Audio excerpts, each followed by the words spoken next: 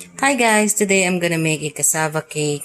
So I'm gonna be using 2 cups grated cassava, 2 eggs beaten, 1 can of coconut milk, condensed milk, evaporated milk. And make sure to bake it on 350 degrees Fahrenheit. Preheated dapat yung oven before nyo siya ilagay sa pan. And then 1 hour baking tayo.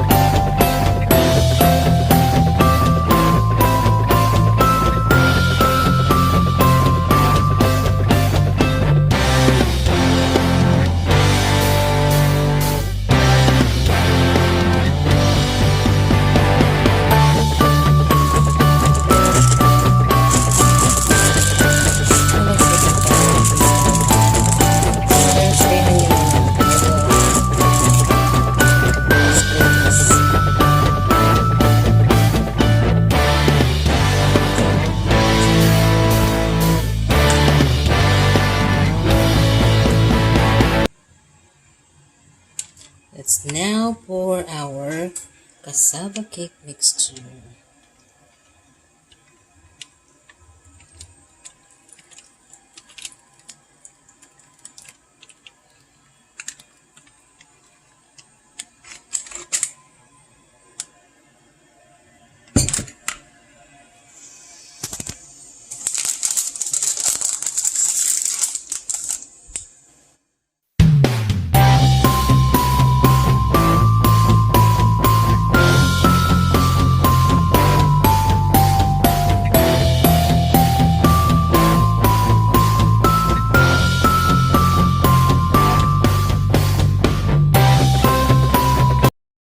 Five minutes before matapos yung 1 hour natin, ilagay natin siya sa broil and then start natin.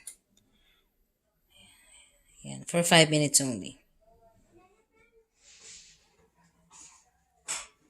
Yay, it's done!